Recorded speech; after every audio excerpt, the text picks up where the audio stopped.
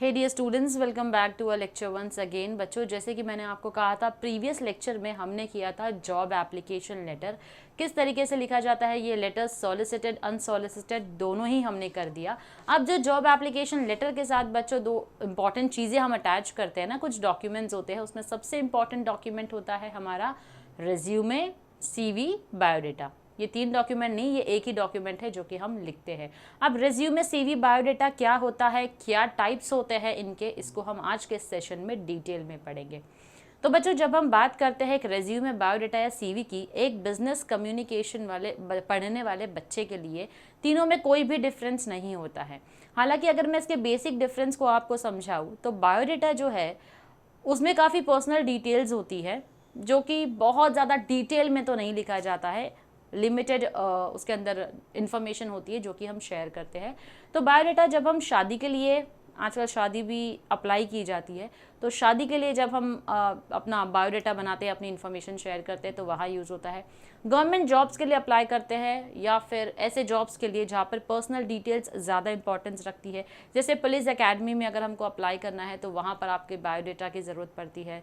अगर आपको air hostess जैसे जॉब के लिए अप्लाई करना है तो वहाँ बायोडाटा की ज़रूरत होती है, क्योंकि यहाँ पर आप थोड़े ज़्यादा पर्सनल डिटेल्स मेंशन करते हैं, जैसे कि आप की शादी हो गई है या आप सिंगल है, या फिर आपकी हाइट क्या है, आपका वेट क्या है, आपका स्किन कलर क्या है। इन चीज़ों को जो मेंशन करते हैं वो हम बायोडाटा में करते हैं। जब हम बात करते हैं अपने रिज्यूमे की, तो ये रिज्यूमे जो होता है एज़ कम्पेयर टू बायोडाटा 1 से 2 पेज का बनता है हमारा, और इससे ज़्यादा जो लेंदी होता है वो होता है हमारा करिकुलम वाइटे, जिसको हम CV बुलाते हैं। तो करिकुलम वाइटे में बहुत ज़्यादा डिटेल में इंफॉर्मेशन होती है, जितने number of years of experience आपके रहे हैं, तो हर एक जॉब में आपने क्या किया है सबको डिटेल में लिखना पड़ता है। तो ये होता है हमारा basic difference biodata, resume and CV का। ओके, तो यहाँ पर जो है यही इन्फॉर्मेशन दी है जो मैंने आपको अभी एक्सप्लेन की है। This opinion is not however shared by most experts on the subject who treat all the 3 types of sheets on par. अब ये ओपिनियन आपको हर कोई नहीं देगा, तीनों का डिफरेंस नहीं बताएगा, क्योंकि कुछ लोग ऐसे होते हैं जो सबको ऑन पार, एट पार, यानी कि इक्वल ट्रीटमेंट देते हैं बायोडाटा, CV, रिज्यूमे, जिनके लिए सेम होता है। हालांकि इन तीनों में डिफरेंस होता है। अब हम देखेंगे टाइप्स ऑफ रिज्यूमे क्या होता है। क्या होता है ये types of resume? 3 major types है, क्रोनोलॉजिकल ऑर्डर, फंक्शनल ऑर्डर और कंबाइंड। ये 3 इसके अलग अलग टाइप है। सबसे पहले देखते हैं क्रोनोलॉजिकल रिज्यूम। तो क्रोनोलॉजिकल रिज्यूमे जो होता है हमारा, ये हमारा ट्रेडिशनल रिज्यूमे होता है, क्योंकि इसके अंदर हम क्या मेंशन करते हैं, जॉब एक्सपीरियंस लिस्ट करते हैं linear fashion, either beginning with first job और एंडिंग विद प्रेजेंट और वाइस वर्सा, यानी क्रोनोलॉजी में लिखते हैं। क्रोनोलॉजी क्या होता है? असेंडिंग ऑर्डर या डिसेंडिंग ऑर्डर, यानी कि आप अगर प्रेजेंटली कहीं काम कर रहे हैं तो सबसे पहले आप प्रेजेंटली जहाँ काम कर रहे हैं वो आप लिखेंगे, उसके पहले कहाँ काम किया था वो सेकंड पे लिखेंगे, उसके पहले कहाँ काम किया था वो थर्ड पे लिखेंगे। तो रिवर्स क्रोनोलॉजिकल ऑर्डर में भी जा सकते हैं या फिर असेंडिंग ऑर्डर में भी जा सकते हैं, जहां आपने सबसे पहले काम किया उसको सबसे पहले लिख दिया, फिर सेकंड कंपनी, फिर प्रेजेंट एम्प्लॉयर का आपने नाम लिख दिया। तो इस तरीके से ये होता है, हमारी एक क्रोनोलॉजी होती है जो कि हम फॉलो करते हैं।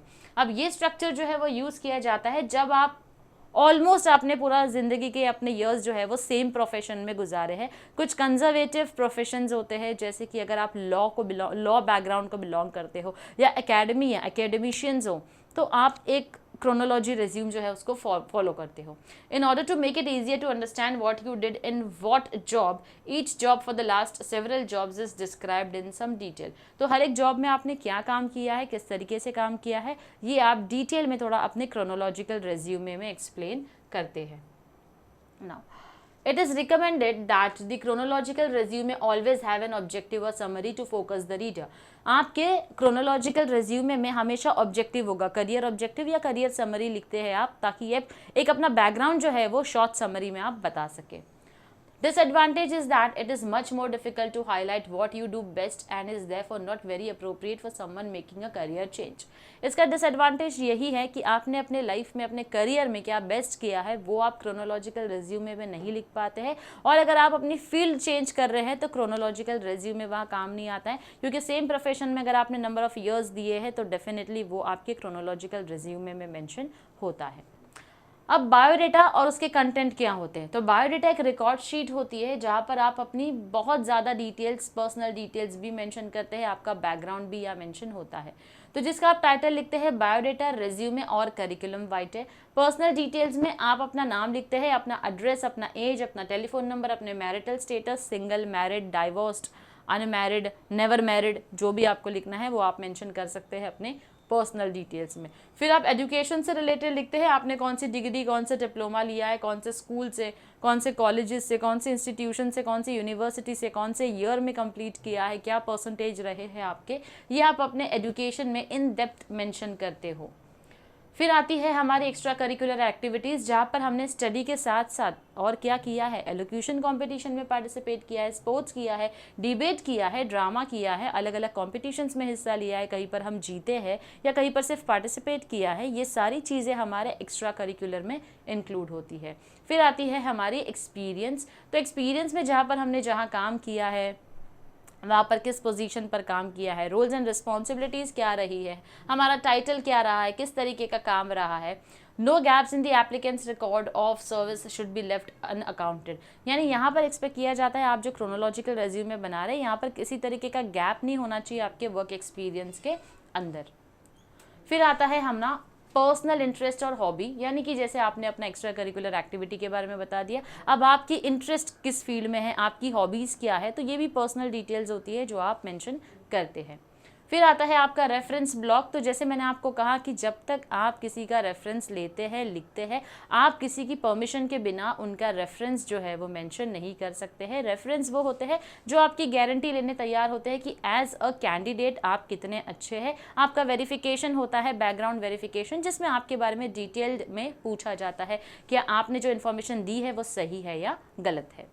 तो ये होता है हमारा रेफरेंस ब्लॉक, जो कि हमारे teachers, principles, previous employers, family, friends, social members जो भी होते हैं हमारे, उनसे क्या किया जाता है, एक वेरिफिकेशन किया जाता है।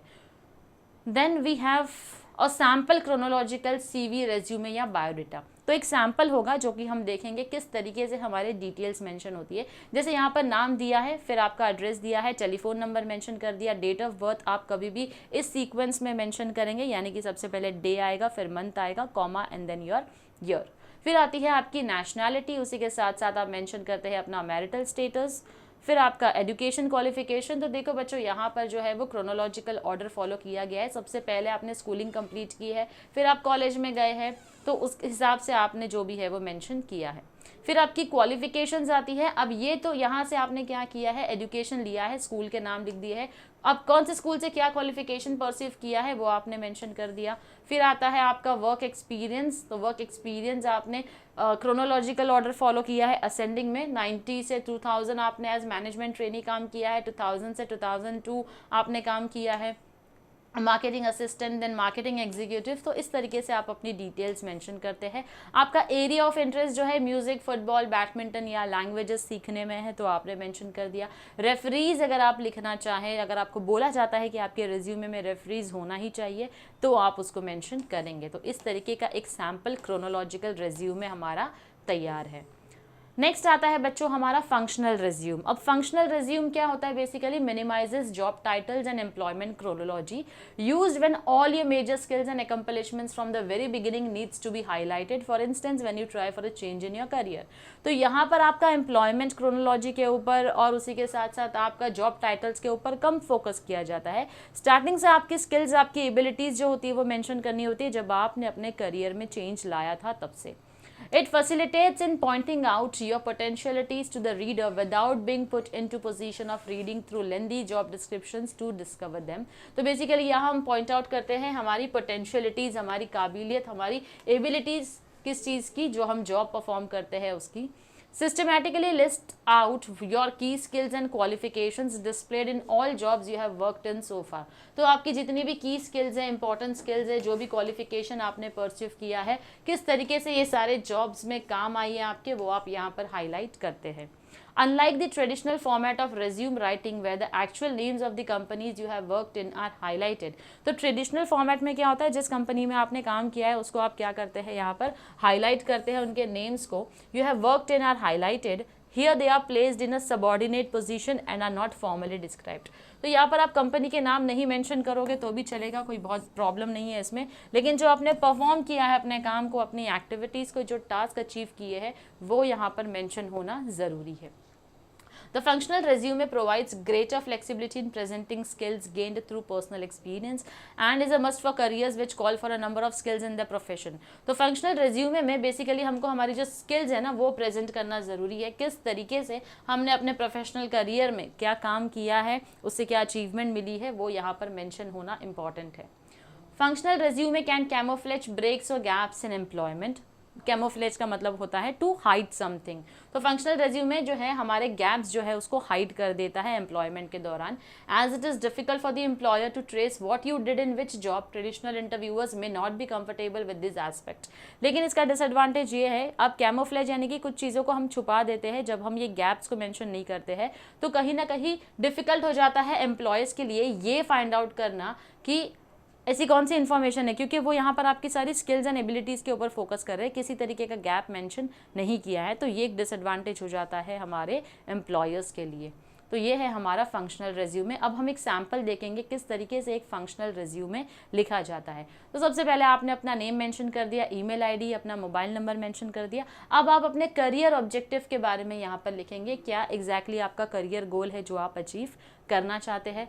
फिर आप मेंशन करेंगे अपनी स्किल्स एंड एबिलिटीज़, तो आपकी स्किल्स एंड एबिलिटीज़ जहाँ पर आप अपनी मार्केटिंग स्किल्स के बारे में बात कर रहे हैं तो यहाँ पर मार्केटिंग से रिलेटेड आपने लिख दिया। फिर आपकी कम्युनिकेशन स्किल्स जो है वो आप मेंशन करेंगे। फंक्शनल रेज्यूमे आपकी स्किल्स एंड एबिलिटीज़ के ऊपर होता है बच्चों, तो जो भी स्किल्स आपने सीखी अपने करियर में वो आप यहाँ पर मेंशन करेंगे। फिर आती है आपकी business administrative and management skills, तो जो भी स्किल सीखी है इसको आपको डेमोन्स्ट्रेट करके बताना होता है अपने रेज्यूमे के अंदर। फिर आप अपने एजुकेशन को मेंशन करेंगे, जहाँ पर आपने जो भी अपने मास्टर्स किया है, पीजी किया है, ग्रेजुएशन किया है, अंडर ग्रेजुएशन कोर्सेज किया है, वो आप मेंशन करेंगे। आपकी कोर कॉम्पिटेंसीज क्या है, आपकी की स्किल्स क्या है, क्या आपके अंदर वो ख़ास बात है, वो सारी चीज़ों को आप अपने फंक्शनल रेज्यूमे में मेंशन करते हैं।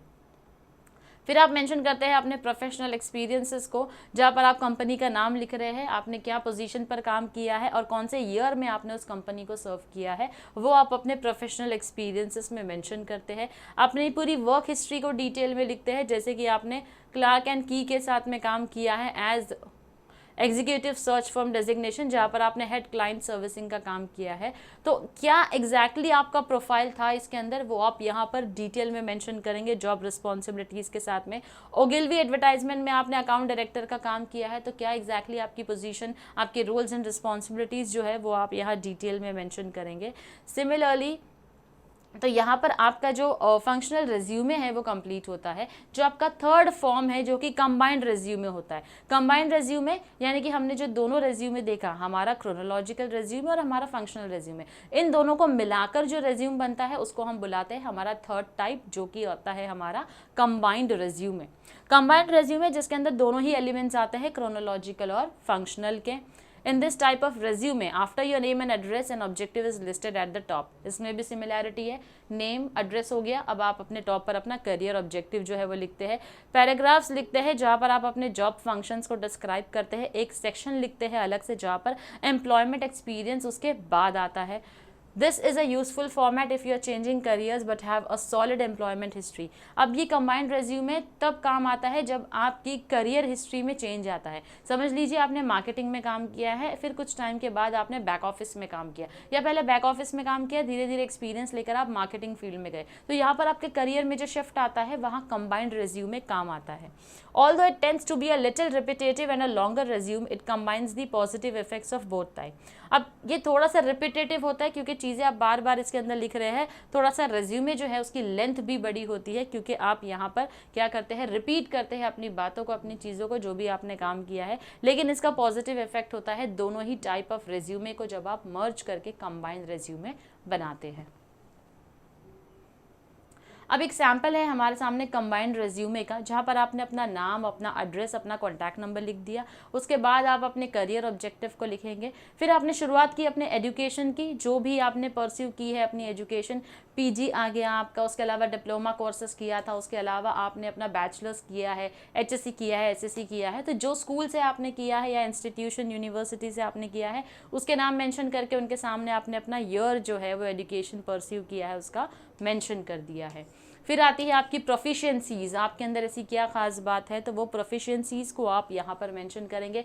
जैसे टाइम मैनेजमेंट, आपकी प्लानिंग स्किल बहुत ही अच्छी है, एडमिनिस्ट्रेटिव स्किल अच्छी है, प्रोडक्ट का टेक्निकल नॉलेज आपको बड़ा ही अच्छा है, रिलेशनशिप बिल्डिंग और कम्युनिकेशन स्किल्स के ऊपर आप बड़ा अच्छा काम करते हैं, आपने सेल्स किया है, आपके अंदर बहुत अच्छी एनालिटिकल स्किल्स है, कंप्यूटर स्किल्स है आपके पास, आप लोगों को ईजिली इन्फ्लुएंस कर पाते हैं, कन्विंस कर पाते हैं, आपके अंदर वो काबिलियत है कि आप प्रेशर के अंडर काम कर सकते हैं बिना ज़्यादा स्ट्रेस लिए, और आप बहुत ही अच्छे टीम प्लेयर है। तो ये सारी चीज़ें जब हमने एक्सपीरियंस लिया है इतना काम का, तब जाकर हमको हमारी प्रोफिशिएंसीज जो है वो समझ आती है, तभी हम अपने इस कंबाइंड रिज्यूमे में उसको मेंशन करते हैं।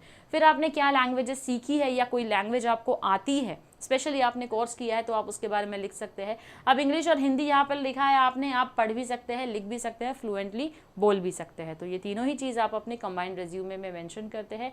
फिर आता है आपका वर्क एक्सपीरियंस, जहाँ पर आपने अपने करियर की जब भी शुरुआत की है या प्रेजेंट एम्प्लॉयर के बारे में अगर आप पहले लिख रहे हैं तो आप उसके जॉब डिस्क्रिप्शन और अचीवमेंट के बारे में बात करेंगे कि वो जॉब की एक्सपेक्टेशंस आपसे क्या थी और आपने उसमें क्या अचीव किया है। सिमिलरली आपने दूसरी कंपनी के बारे में यहाँ पर मेंशन किया है, थर्ड कंपनी के बारे में मेंशन किया है, तो आपको अपनी रोल्स एंड रिस्पॉन्सिबिलिटीज़, अपने जॉब डिस्क्रिप्शंस, अपने अचीवमेंट्स, हर एक चीज़ इसमें मेंशन करनी है। तो जितनी भी ऑर्गेनाइजेशंस में काम किया है आपने, वो सारी चीज़ें आप यहाँ मेंशन करेंगे। फिर आता है आपका इंटरेस्ट, जो भी आपका इंटरेस्ट रहा है या जो भी आपकी हॉबीज़ है उसको आप यहाँ पर मेंशन कर सकते हैं। तो इस तरीके का होता है हमारा रिज्यूम। अब आप बोलेंगे किसी भी रिज्यूमे के अंदर हमने जो है वो हमारा सिग्नेचर नहीं डाला है, कोई प्रॉब्लम नहीं है बच्चों। जब आप जॉब के लिए अप्लाई करते हैं, एग्जैक्टली आप जाते हैं कॉर्पोरेट्स में, ऑर्गेनाइजेशंस में, तब आप यहाँ पर जहाँ आपका लास्ट स्टेटमेंट जो कंप्लीट हो चुका है, जो भी आपने मेंशन किया है, यहाँ पर आप सिर्फ अपना ब्रैकेट में नाम जो है वो पीसी में टाइप कर देंगे और उसके ऊपर आप अपनी सिग्नेचर्स जो है वो कर देंगे। सिग्नेचर तभी करना है जब आप रिज्यूमे को सबमिट करते हैं इंटरव्यू देने के टाइम पर। तो इस तरीके से होता है हमारा रिज्यूमे। अब मैंने आप लोगों के लिए एक सैम्पल रिज्यूमे जो है वो बनाया है, रिज्यूम का फॉर्मेट। तो इन केस अगर आपको एग्जाम में पूछा जाता है तो ये फॉर्मेट उसके लिए एप्लीकेबल होगा। फॉर एग्जांपल आपको बोला जाएगा कि आप एक कंपनी में जॉब के लिए अप्लाई कर रहे हैं, इस तरीके का क्वेश्चन आ सकता है कि आप एक कंपनी में जॉब के लिए अप्लाई कर रहे हैं असिस्टेंट मैनेजर की पोजीशन के लिए, तो आपको एक जॉब एप्लीकेशन लेटर लिखना है, उसी के साथ साथ रिज्यूम लिखना है। तो कई सारे लेटर्स है जो मैंने इसमें लिखे हैं, मैं आपको पीडीएफ फॉरवर्ड कर दूंगी तो आपको मिल जाएगा। उसी के साथ साथ एक सैम्पल रिज्यूमे है जो मैंने आपके लिए बनाया है। तो यहाँ पर सबसे पहले आप जो भी बना रहे हैं, बायोडाटा है, रिज्यूमे है, सीवी है, तो उसको आप ऊपर हेडिंग दे देंगे। अगर बहुत लेंदी जाने वाला है तो आप सीवी लिखेंगे, थोड़ा कम है तो रिज्यूम होगा, और सिर्फ पर्सनल डिटेल्स शेयर कर रहे हैं तो वो बायोडाटा होता है। तो यहाँ पर आपने अपना नाम लिख दिया, कॉन्टैक्ट नंबर आप मेंशन करेंगे। ये मैंने आपको सिर्फ सैम्पल दिया है लिखने के लिए, लेकिन आप वहाँ पर एग्जैक्टली कोई नंबर जो है वो मेंशन कर सकते हैं। फॉर एग्जांपल आपने लिखा कॉन्टैक्ट नंबर, तो आपने इस तरीके से लिख दिया 9123456789। तो इस तरीके से आप एग्जैक्टली कॉन्टैक्ट नंबर को मेंशन करेंगे। आप वहाँ पर एस्ट्रिक साइन या इस क्रॉस मार्क का इस्तेमाल नहीं करेंगे, जस्ट टू मेक श्योर कि आप एक्चुअली एक लेटर को, एक रेज्यूमे को लिख रहे हैं। फिर आपने यहाँ पर जो है अपना ईमेल आईडी मेंशन करना है। तो आप जो भी नाम अपने रेज्यूमे में यूज़ कर रहे हैं उसी नाम से आप अपनी ईमेल आईडी बनाएंगे। तो आपकी ईमेल आईडी आपकी फर्स्ट नेम और सरनेम को मिलाकर बनती है, तो ये एक प्रोफेशनल टच देती है आपके ईमेल आईडी को। फिर आप अपने करियर ऑब्जेक्टिव को मेंशन करेंगे। एजुकेशनल बैकग्राउंड अगर आप बता रहे हैं तो आपने कौन सा कोर्स परसीव किया है, यूनिवर्सिटी का नाम लिख रहे हैं, देखो एक ही कोई फॉर्मेट फॉलो करना है। अगर आप महाराष्ट्र बोर्ड लिखते हैं तो महाराष्ट्र बोर्ड जो है एचएससी, एसएससी और मुंबई यूनिवर्सिटी ऊपर आना चाहिए। अगर आप यहाँ पर स्कूल का नाम लिखते हैं तो ऊपर आपके कॉलेजेस का नाम आना चाहिए। बोर्ड लिख रहे हैं तो बोर्ड और यूनिवर्सिटी को फॉलो करो, स्कूल और कॉलेज को फॉलो करो। ये दोनों ही चीज़ें फॉलो नहीं होगी, या तो ये फॉलो कर रहे हैं आप, या तो आप इस फॉर्मेट को फॉलो करते हैं। फिर आपने कौन से ईयर में पास किया है, आपका परसेंटेज जो आपने ऑब्टेन किया है उस क्लास में। ये ऑप्शनल है, अगर आप चाहे तो लिख सकते हैं, अगर आप ना चाहे तो आप सिर्फ ईयर तक भी लिखेंगे तो भी चलेगा, कोई प्रॉब्लम यहाँ पर नहीं है। फिर आप मेंशन करते हैं अपने वर्क एक्सपीरियंस को। तो वर्क एक्सपीरियंस अगर आप मेंशन कर रहे हैं तो सबसे पहले कंपनी का नाम आप लिखेंगे, कितने साल आपने उस कंपनी में काम किया है लिखेंगे, डेजिग्नेशन और आपकी रोल्स एंड रिस्पॉन्सिबिलिटीज़ उस जॉब में क्या रही है। अब इसके बाद आप लिखते हैं अपने अचीवमेंट्स या एक्स्ट्रा करिकुलर एक्टिविटीज़ में अगर आपने पार्टिसिपेट किया है और उसमें आपको कोई अचीवमेंट मिली है तो इस तरीके से आप उसको मेंशन करेंगे। फिर आता है आपका टेक्निकल स्किल्स, जहाँ पर आपको कंप्यूटर्स का नॉलेज कितना अच्छा है। तो बेसिक नॉलेज अगर आपको है या फिर आपने कोई कोर्स किया है, जैसे कि MSc IT अगर आपने किया है, बहुत ही बेसिक कोर्स होता है जहाँ पर आपको MS Word, Excel, PowerPoint के साथ साथ आपको टैली भी सिखाया जाता है। वो बेसिक कोर्स अगर आपने किया है तो आप मेंशन कर सकते हैं। अगर आप इंटरनेट को अच्छे से इस्तेमाल करना जानते हैं तो आप इंटरनेट सेवी भी लिख सकते हैं, यानी कि आपकी सर्फिंग क्वालिटी जो है इंटरनेट पे वो बहुत ही अच्छी है। सर्टिफिकेशन किया है तो आप अपने सर्टिफिकेशन को मेंशन करेंगे, अगर नहीं किया है तो नहीं मेंशन करेंगे। पर्सनल डिटेल्स में आप सिर्फ और सिर्फ अपना डेट ऑफ बर्थ लिखते हैं, कौन सी लैंग्वेजेस आती है, हॉबीज़ और इंटरेस्ट, कोई भी 2 हॉबी और इंटरेस्ट अगर आपने लिख दिया तो भी बहुत है आपके रिज्यूमे को बनाने के लिए। और लास्ट में आपने इसी के बाद आपका नाम इस तरीके से आएगा और ऊपर आपकी सिग्नेचर आएगी जो कि आप करेंगे। तो ये एक सैम्पल फॉर्मेट है हमारे रिज्यूमे का बच्चों, जो कि मैं आपको आपके हमारे टेलीग्राम चैनल पर आपको फॉरवर्ड कर दूंगी, ताकि एग्ज़ाम पॉइंट ऑफ व्यू के लिए आप तैयार रहेंगे अपने रिज्यूमे के साथ, किस तरीके की इन्फॉर्मेशन आपको अपने रिज्यूमे में लिखनी है अगर आपको क्वेश्चन पूछा जाता है तो बच्चों यहाँ पर आज का टॉपिक हमारा कंप्लीट होता है। मिलती हूँ आपसे अपने नेक्स्ट लेक्चर में, जहाँ पर हम ईमेल में एप्लीकेशंस किस तरीके से लिखते हैं उसको डिटेल में समझेंगे। मिलते हैं आपसे अगले सेशन में। Till then stay tuned to our channel. Thank you very much.